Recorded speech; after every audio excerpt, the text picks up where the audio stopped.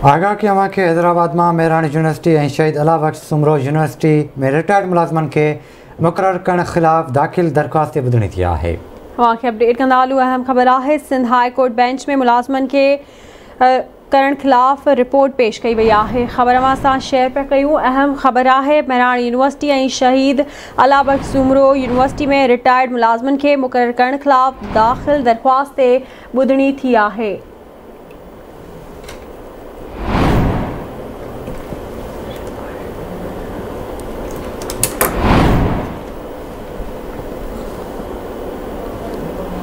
तफसील मालूम होना से हैदराबाद में नसीर चना खान जी। नसीर अपडेट कजो।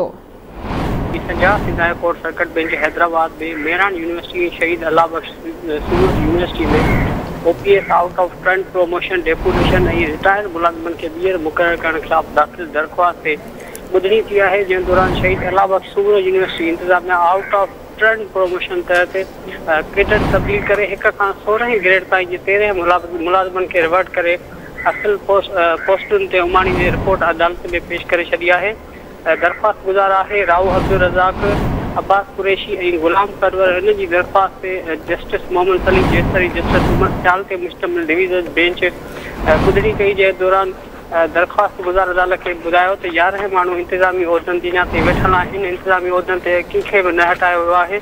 मुनवर लिगारी, ज़ुल्करनैन भुट्टो और आसिफ शर जेके 5 ग्रेड में हुआ उन्हनि मां हिक खे डायरेक्टर एडमिशन, ॿिए खे कंट्रोलर इम्तिहानात ऐं टियों डायरेक्टर फाइनेंस है। उन्हनि खे वापसि न कयो वियो। जॾहिं त VC जो ड्राइवर जेको आहे उहो बि माली है। टेस्ट में फेल उम्मीदवारनि खे जेको आहे मुक़ररु कयो वियो आहे। उन ते अदालत मार्क्स ॾींदे चयो त ईंदड़ ॿुधड़ीअ ते तव्हां तयारी करे अचो ऐं कानूनी कार्रवाई कई वेंदी। जॾहिं दरख्वास्त गुज़ार अदालत खे ॿुधायो त मेहरान यूनिवर्सिटी में मैट्रिक कई इंटर ते मुलाज़िमनि खे भर्ती कयो वियो आहे। OPS ते मुक़ररु इंतज़ामी उहदनि ते हटायल मुलाज़िम जेके आहिनि उहे एडवाइज़र जे उहदे ते कमु करे रहिया आहिनि। साॻिया ई इंतज़ामी उहदा पिणु संभाले रहिया आहिनि। जी ठीक है नसीर, वॾी महिरबानी अवां जी तफ़सील खां करण लाइ।